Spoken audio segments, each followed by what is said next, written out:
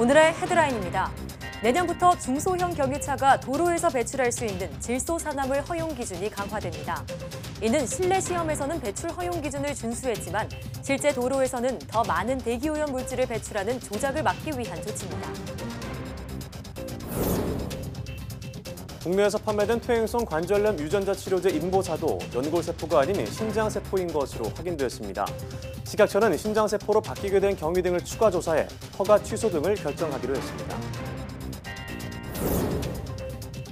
양 날개 길이가 100m가 넘는 거대한 제트기가 미국에서 시험 비행에 성공했습니다. 이 제트기는 앞으로 인공위성을 공중에서 쏘아 올려 지구 저궤도에 올리는 발사대 역할을 하게 될 전망입니다. 과학은 인간과 자연, 사회를 알기 위해 끊임없이 관찰하고 추론하며 실험하는 학문인데요.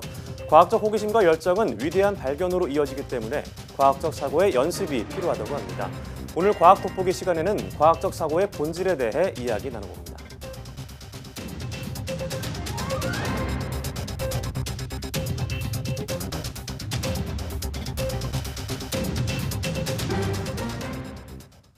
여러분 안녕하십니까? 사이언스 투데이입니다. 내년부터 총중량 3.5톤 미만 중소형 경유차의 실제 도로 질소산화물 배출 허용 기준이 강화됩니다.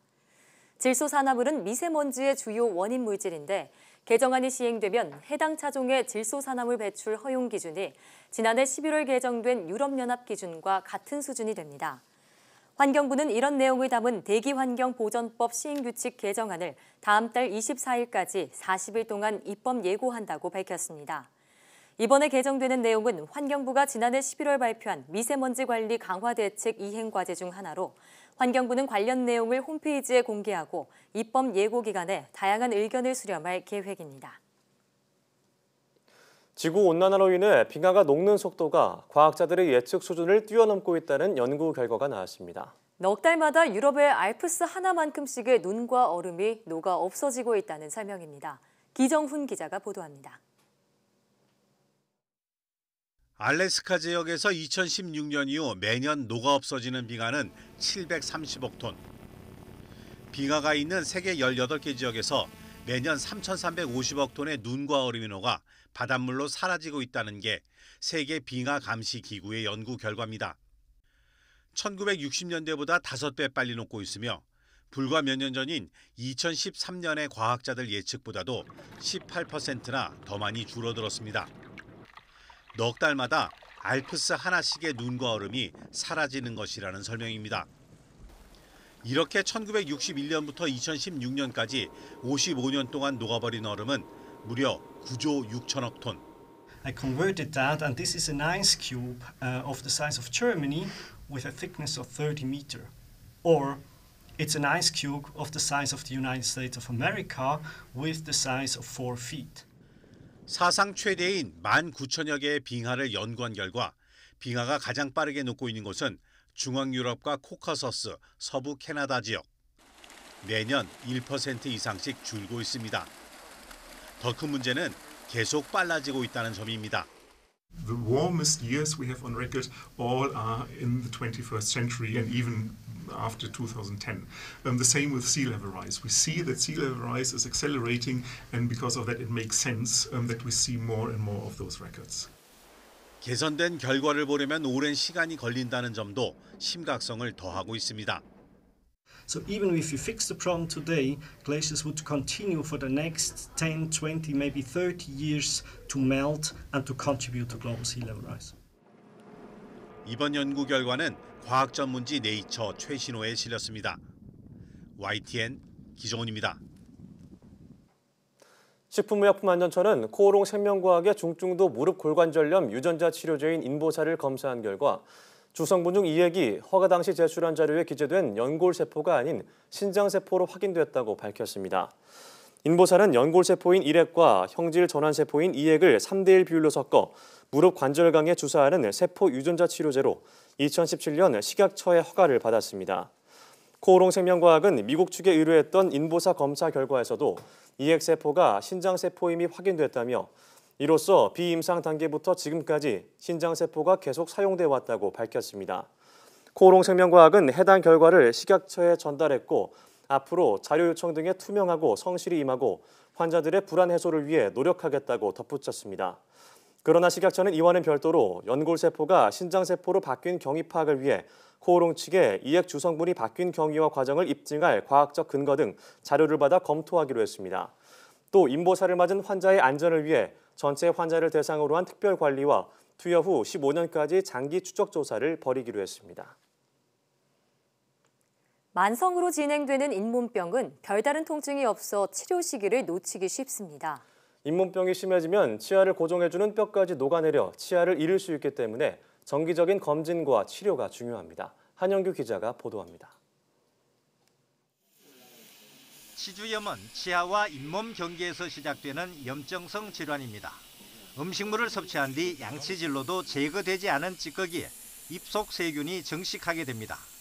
플라그로 불리는 치태가 만들어져 딱딱하게 굳어지면 치석이 됩니다. 치태와 치석이 잇몸에 염증을 유발하고 심할 경우 치아를 고정해주는 치조골을 녹아내리게 합니다.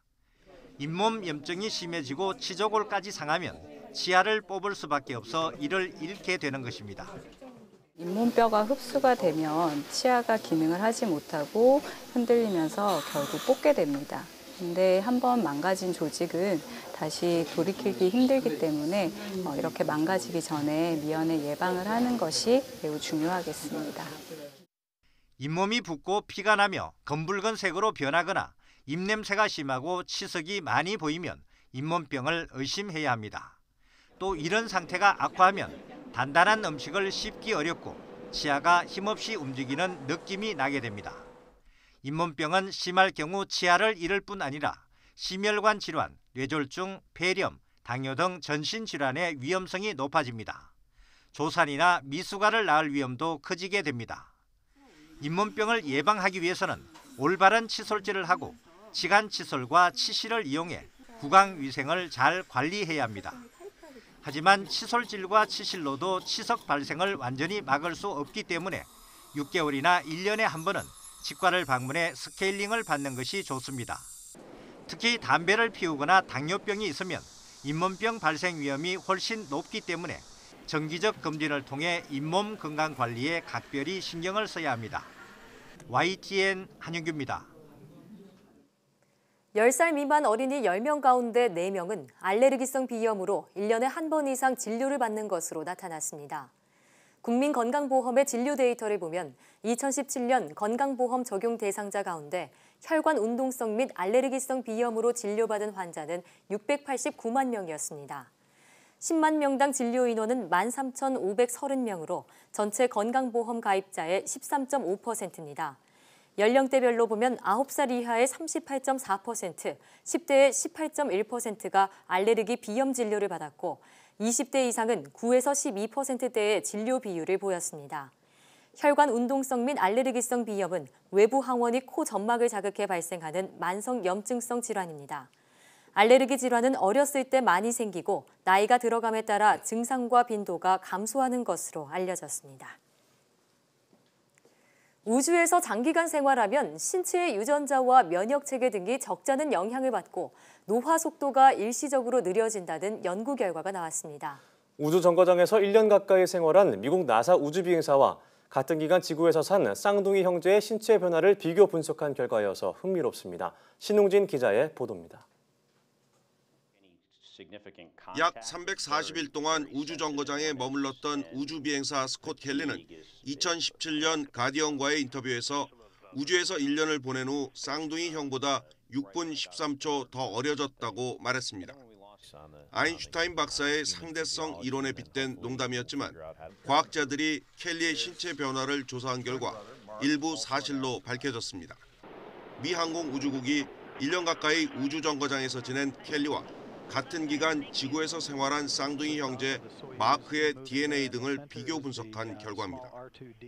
연구진은 켈리의 경우 노화와 밀접한 관련이 있는 염색체 끝 텔로미어의 평균 길이가 우주 체류 기간 동안 오히려 길어진 사실을 발견했습니다. 우주 방사선과 소음 등 스트레스로 노화 속도가 빨라질 것이라는 예측과 정반대 결과입니다. Because we imagined all the stresses and exposures of spaceflight would act to shorten Scott's telomeres in flight. But in fact, he had longer telomeres in flight. 다만 켈리가 지구로 돌아온 뒤 48시간 만에 텔로미어의 길이는 원래 상태로 줄어들었습니다. 또 켈리의 시력과 인지 능력은 저하됐지만 지구로 돌아온 지 6개월 만에 원상 복귀됐습니다. 미 항공우주국이 25개월에 걸친 쌍둥이 형제의 신체 변화 비교 결과를 사이언스지에 발표했는데 앞으로 원인 분석 등 후속 연구에 관심이 모아지고 있습니다. YTN 신웅진입니다. 날개 길이만 117m에 달하는 거대한 제트기가 미국에서 시험 비행에 성공했습니다. 이 거대 제트기는 앞으로 성능과 안전 검증을 마친 뒤 인공위성을 우주로 쏘아 올리는 발사대 역할을 하게 될 것으로 기대됩니다. 이혜리 기자의 보도입니다. 마치 두 대의 비행기를 붙여놓은 듯한 독특한 모양의 비행체가 날아오릅니다. 양 날개가 축구장 길이보다 긴 117m, 무게만 무려 227톤에 달하는 거대한 체구를 이끌고 고도 약 5.18km까지 올라가 2시간 30여 분 동안 비행하는 데 성공합니다. 민간 우주개발업체 스트래토론치가 개발한 이 제트기는 전보 여객기로 불리는 보잉 747용 엔진이 6기나 장착됐습니다.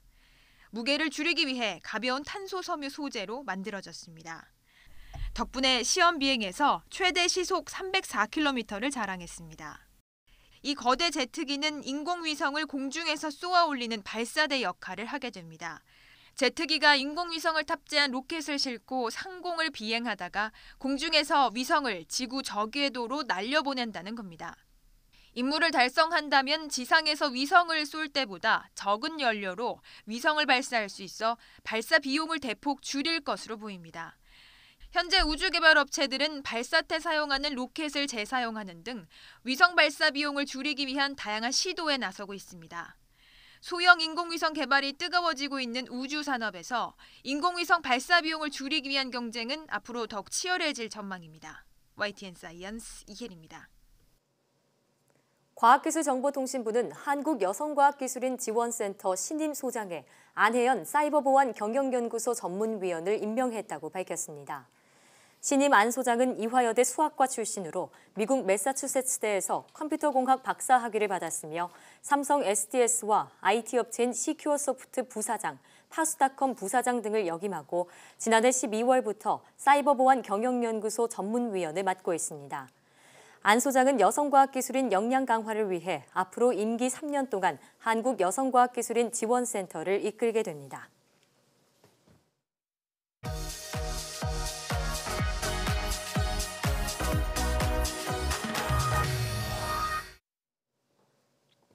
스마트폰부터 인공지능, 자율주행차까지 과학기술은 경제뿐만 아니라 어느새 우리 생활 깊숙이 활용되고 있는데요. 네, 과학기술이 빚어내는 미래의 모습은 어떤 모습일까요? 또 이런 변화에 따라 우리는 어떤 시각을 가져야 할까요? 네, 오늘 과학 돋보기에서는 과학적 사고의 본질에 대해 알아보겠습니다. 아주대학교 약대 김홍표 교수와 함께합니다. 네, 교수님 안녕하세요. 어서 오세요. 네, 안녕하세요. 네, 반갑습니다. 예. 과학에 대한 저서를 여러 권 좀 발간하신 걸로 알고 있는데요. 예. 너무나 간단하지만 어려운 질문일 수 있을 것 같습니다. 과학의 예. 본질적인 목표는 무엇이라고 할 수 있을까요? 예, 과학은 인간뿐만 아니라 물질과 에너지 그리고 그것이 반응하고 변화하는 자연의 내밀한 세계를 밝혀가는 과정이라고 생각을 합니다. 네. 그런 계속해서 변화하는 역동적인 과정이라고 볼 수가 있는 거죠. 그런 의미를 담아서 저는 과학은 명사가 아니라 동사라는 표현을 선호합니다. 예. 자, 그러니까 뭐 어떤 현상에서 과학적인 사실을 증명해내는 그런 과정이기 때문에 예. 명사보다는 동사에 더 가깝다 이런 얘기인 것 같은데요. 그렇습니다. 예, 우리가 뭐 과학적으로 추론을 하거나 입증을 할 때 보통 과학적인 사고를 한다 이런 말을 씁니다. 조금 예. 어렵게 들리기도 하는데요. 과학적으로 사고한다, 생각한다는 거는 어떤 뜻인가요? 과학이란 아까도 말씀드렸지만 추정하고 그것을 뒤집고 반박하는 이런 과정에서 과정이 이렇게 반복이 되는 것이고요. 예. 그런 과정에 과학적 사고가 투영이 된다 이런 식으로 보고 있습니다. 예. 그러니까 이제 그 저명한 미국의 물리학 리처드 파인만이라는 분이 있는데 예. 그분은 실험과 일치하지 않는 추론 혹은 가설은 틀렸다고 이렇게 얘기를 했습니다. 그러니까 네. 과학적인 사고는 언제든 실험이라고 하는 과학적인 바늘구멍을 통과를 해야 된다. 이렇게 볼 수 있다는 것이죠.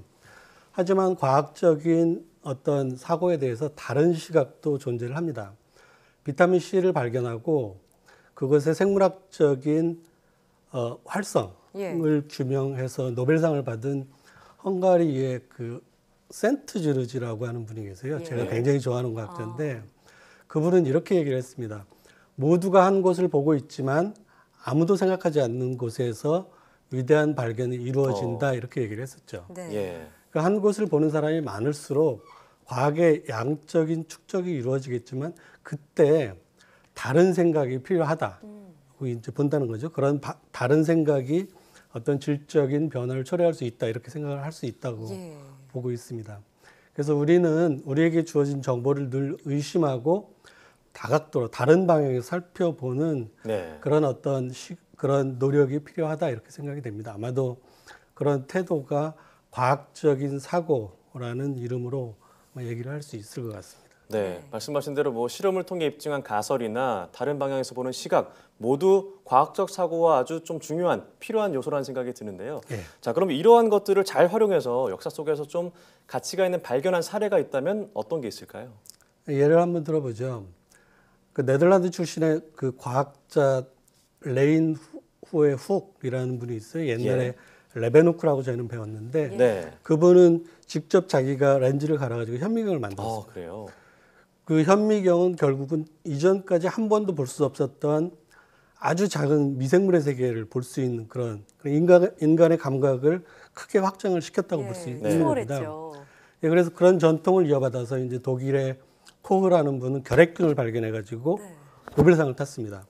또 프랑스에서는 그 파스트르라고 하는 분이 이 병원성 세균을 광범위하게 연구를 했어요.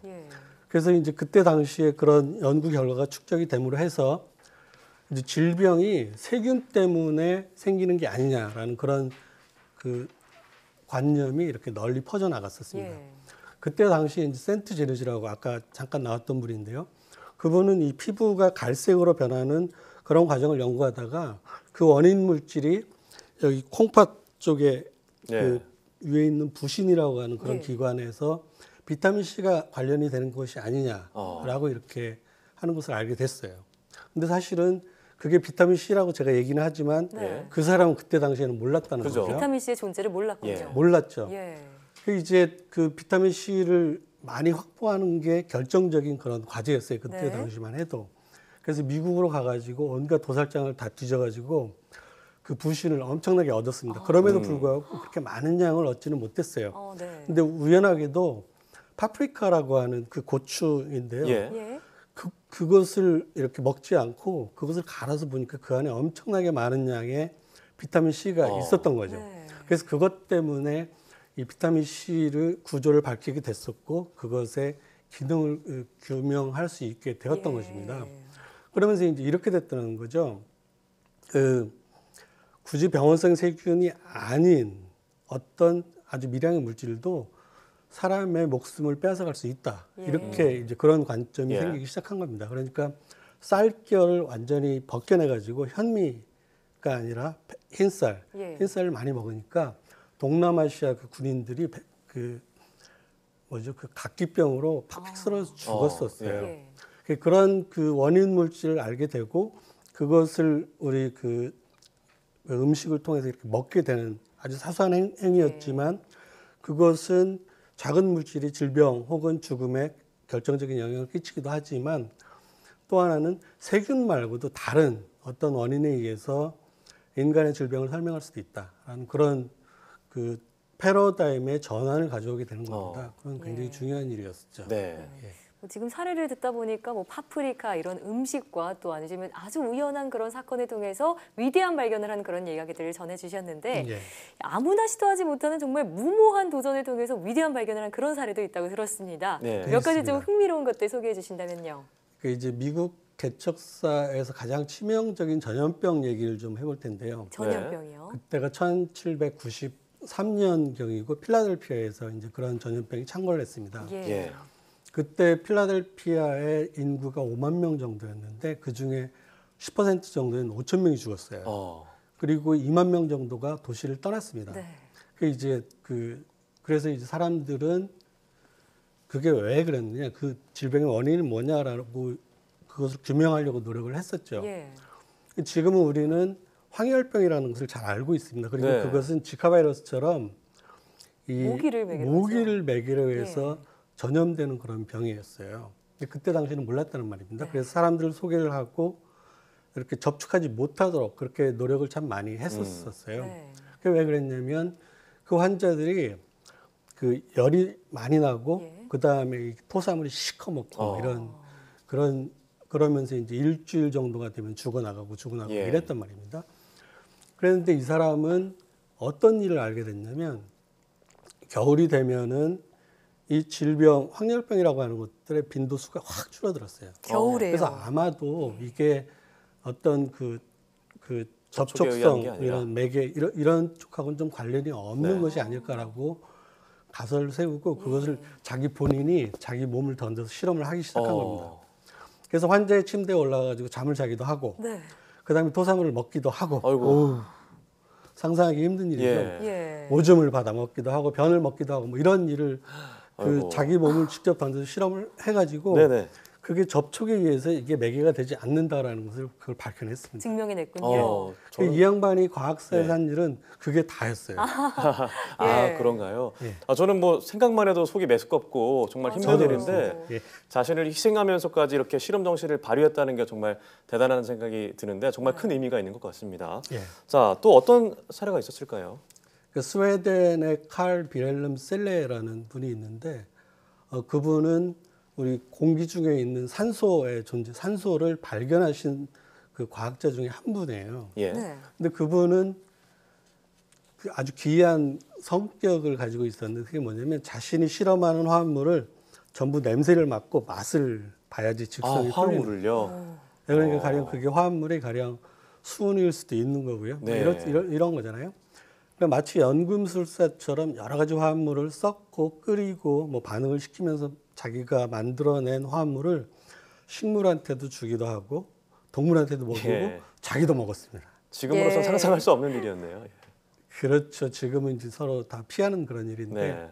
그래서 이제 앞에 아까 그 펄스라고 하는 그분이 황열병 그 네. 실험을 했던 그분이었는데 그분은 굉장히 일찍 죽었어요. 몇 살이에요? 36살쯤에 죽었는데 이 슐레도 44살에 죽었습니다. 아마도 예. 그 역사학자 그 자연과학사가들은 그 양반이 수은 중독 때문에 죽지 않았을까 이렇게 생각을 합니다. 네. 또는 뭐 청산이거나 아니면 비소 때문에 죽었을 거라고 이렇게 생각을 하기도 하는데 어쨌거나 간에 이 양반은 그 산소, 그 다음에 뭐 수소, 텅스텐, 그 다음에 염소가스도 이렇게 발견을 했어요. 네. 그뿐만 아니라 그분이 그 발견한 여러 가지 화합물들이 사실 실생활에서도 유용한 산업으로 연결되기도 했습니다. 예. 그래서 스웨덴의 지방에서 인을 다량으로 이렇게 추출할 수 있는 방법을 이 양반이 개발을 해서 네. 결국 스웨덴이 세계의 성냥 산업을 이끌어내게 되는 그런 결과가 이제 저분 때문에 초래가 된 거죠. 예. 무모하고 네. 아주 어린 애기처럼 호기심이 많은 예. 그런 분들이라고 볼 수가 있겠습니다. 예. 예. 뭐 산소나 비타민 C와 같이 우리에게 너무나도 익숙한 그런 물질들에도 최초 발견자가 있었다는 사실이 정말 흥미롭습니다. 그렇죠. 또 정말 이렇게 목숨 걸고 도전할 만큼 그런 정신이 있었기 때문에 이런 위대한 발견이 있을 수 있지 않았나 싶은데요. 자, 그렇다면 현재 과학은 현재 어떤 기로에 서 있고 또 우리가 이런 위대한 발견, 또 의미 있는 발견을 하기 위해서는 어떤 태도를 가져야 할까요? 예, 그러니까 우리가 그 과학혁명이라고 얘기하는 것, 예. 그다음에 그에 따른 산업혁명, 그다음에 증기기관의 발명, 이 시간을 보면 그렇게 오래되지 않았습니다. 네. 한 네. 300년 정도가 됐을까요? 하지만 그 시작은 굉장히 미미했지만 그 양적인 축적이 되고 그것에 따라서 질적인 변환이 일어난 이런 그 주기가 굉장히 네. 빨라지고 있어요. 현재 들어서요. 그렇죠. 예. 그렇기 때문에 엄청난 양의 정보가 축적이 되고 있다는 그런 의미가 되는 거죠. 그래서 2002년에 과학자들은 이렇게 그 정보가 디지털 형태로 이렇게 축적이 되고 네. 그렇기 때문에 이제 그런 현상을 목도하고 2002년을 디지털 시대라고 선언을 2002년부터요. 예, 2002년. 지금부터 한 20년이 채 안 되는 그런 시기인데 네. 그래서 지금은 그 정보의 양이 기하급수적으로 늘어나 가지고 이제는 정보가 뭐 모자라서 뭐가 안 됐다 이런 얘기는 할 수가 없게 됐습니다. 이제 정말로 필요한 것은 엄청난 양의 정보에서 어떤 의미를 추출을 하느냐라는 게 이제 중요한 의미가 되는 거죠. 그 이제 다른 식으로 표현을 한다면 과학적인 알맹이로부터 과학적인 쭉정이로부터 과학적인 알맹이를 분리해내는 이런 작업들이 우리한테 남아 있는 게 아닌가 그렇게 생각이 됩니다. 예. 그런 의미에서 이런 과학적인 사고가 오히려 더 절실해졌다고 볼 수 있는 그런 셈이죠. 네. 네. 예. 그렇습니다. 자, 과학이란 알곡을 비과학이란 축정에서 걸러내는 과정이다. 그런 표현이 좀 인상적이었던 것 같은데요. 자, 짧은 시간 어렵지 않게 정보를 얻기보다는 과학적인 사고로 오랜 시간 끊임없이 시간을 투자하는 게 중요하다는 생각이 듭니다. 예. 네. 자, 지금까지 과학 돋보기 아주대학교 약대 김홍표 교수와 함께했습니다. 오늘 말씀 고맙습니다. 예, 고맙습니다.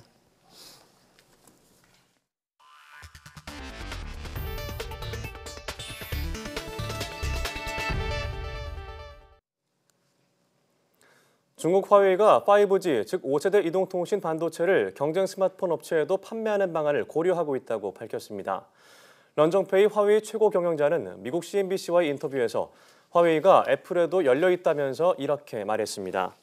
화웨이의 5G 반도체 칩은 현재 자사 스마트폰 기기에만 사용되고 있는데 화웨이의 지식재산권 전략에 중대한 변화가 일어난 것이라고 CNBC는 평가했습니다.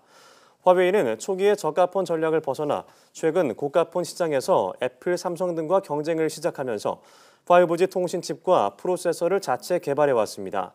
애플은 이미 자체 프로세서를 보유하고 있어서 화웨이 프로세서를 원하지 않겠지만 5G 칩에는 흥미를 보일 수 있다고 CNBC는 설명했습니다. 그러나 미국 정부가 국가안보를 이유로 화웨이를 압박하고 있다는 점이 이 같은 거래의 걸림돌로 작용할 수 있을 것으로 예측했습니다. 바다에 떠다니는 미세 플라스틱은 바다 생물을 넘어 인류의 먹거리까지 위협하고 있습니다. 천일염에서도 미세 플라스틱이 검출됐는데요. 소금에 붙은 미세 플라스틱을 없애는 기술이 개발됐습니다. 김범한 기자가 보도합니다. 바다에는 한 해 1,000만 톤이 넘는 쓰레기가 버려지는데 대부분 플라스틱입니다. 국제환경단체 그린피스는 바다에 51조 개의 미세 플라스틱이 떠다니고 있는 것으로 추산하고 있습니다. 목포대학교 조사 결과 천일염에서도 미세 플라스틱이 나왔습니다.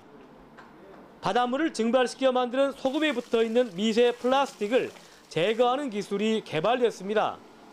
사해에 가면 몸이 뜨는 것처럼 소금이 과포화 상태로 녹아있는 간수와 플라스틱의 비중 차이를 이용한 겁니다. 세척 간수는 플라스틱에 비해서 비중이 높습니다. 그렇기 때문에 그것은 세척을 했을 때 간수 위로 플라스틱이 뜨게 되어집니다. 한국분석과학연구소의 시험 결과 한 번 씻으면 천일염 1kg에 들어있는 미세 플라스틱이 84개에서 12개로, 두 번 씻으면 7개로 줄었습니다. 소금은 염전에서 거둔 뒤 쓴맛을 내는 마그네슘을 빼내기 위해 창고에 2년 이상 놔둬야 하는데 10여 분 씻으면 같이 제거됩니다. 소금에 붙은 미세 플라스틱을 없애보자는 아이디어는 고등학생들이 처음 냈습니다. 바다에서 많은 양의 미세 플라스틱이 배출되고 이것이 소금에 포함되어 인체에 아주 안 좋은 영향을 끼친다고 말하셨습니다. 그래서 저희는 미세 플라스틱의 제거에 대해서 관심을 가지게 되었는데 천일염 미세 플라스틱 제거 기술은 한국과학창의재단 연구와 교육부문 우수상을 받고 특허도 출원했습니다. 한 해 국내 천일염 생산량은 30만 톤. 미세 플라스틱 제거 기술이 염전이 많은 신안 등지에 보급되면 안전한 먹거리 제공과 함께 명품 천일염 산업 활성화에도 도움이 될 것으로 기대됩니다. YTN 김범환입니다. 드론은 4차 산업혁명의 핵심 키워드의 하나로 꼽히지만 지난해 말 영국 게트윅 공항을 마비시켰던 것처럼 비행기 안전을 위협하는 골칫거리이기도 합니다. 네, 이 때문에 드론의 안전 비행을 위한 다양한 방법들이 등장하고 있습니다. 보도에 김승환 기자입니다. 화면 오른쪽 하얀색 불법 드론을 검은색 드론이 따라붙으며 주변을 살핍니다. 접근해서 거리가 확보되자 그물을 발사합니다. 드론 잡는 드론. 불법 드론을 그물에 매달아오는 방식인데 그러기엔 너무 무거울 경우엔 낙하산을 써서 떨어뜨릴 수도 있기 때문에 다른 방법보다 훨씬 안전합니다. Many of the other possibilities with bullets or laser or high power microwave, the drones will come down and fall down, and that's what you don't want in an urban environment. 인공지능을 사용한 것이 특징입니다.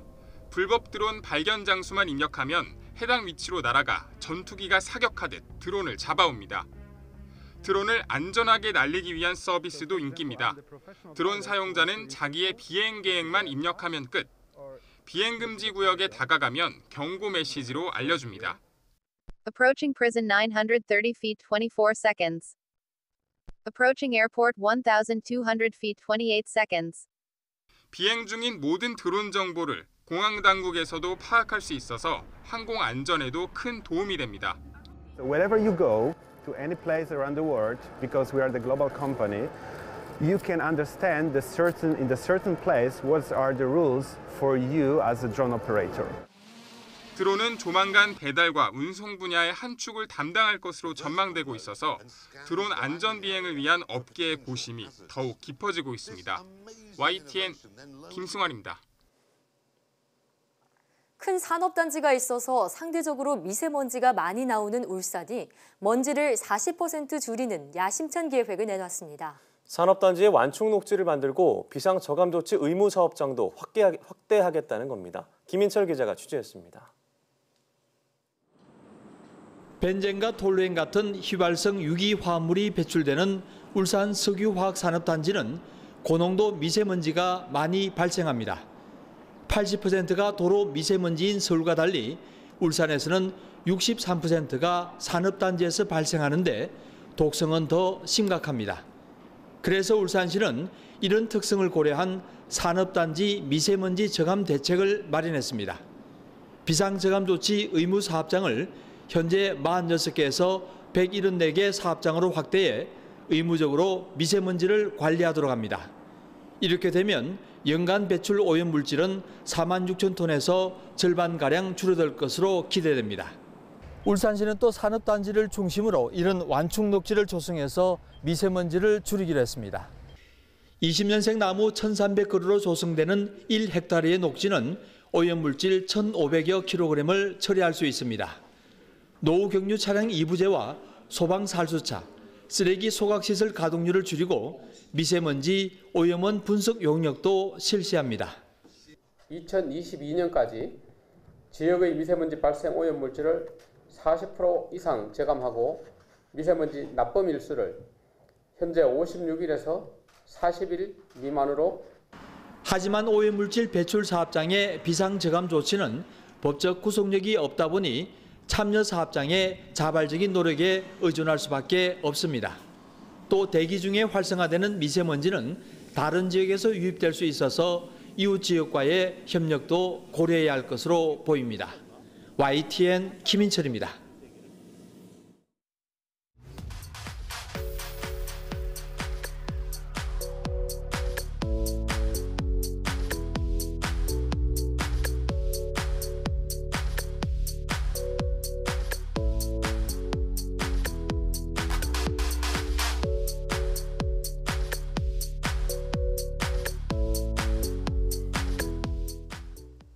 미세먼지 문제가 날로 심각해지면서 요즘 실내 공기질 개선에 관심이 높죠. 공기청정기와 각종 공기정화식물이 주목받고 있는데 최근 미세먼지 농도를 효과적으로 낮춘다고 해서 유명해진 식물이 있습니다. 네, 바로 빌레나무인데요. 제주에서 주로 자생하는 우리의 고유종으로 국립생물자원관 연구 결과 빌레나무가 이산화탄소와 미세먼지 등의 농도를 낮추는 데 적합한 것으로 나타났습니다. 그래서 환경부는 내년부터 빌레나무를 대량 생산해서 일반인 보급을 확대할 계획이라고 합니다. 네, 사이언스 투데이 오늘 저희가 준비한 소식은 여기까지입니다. 함께해 주신 여러분 고맙습니다.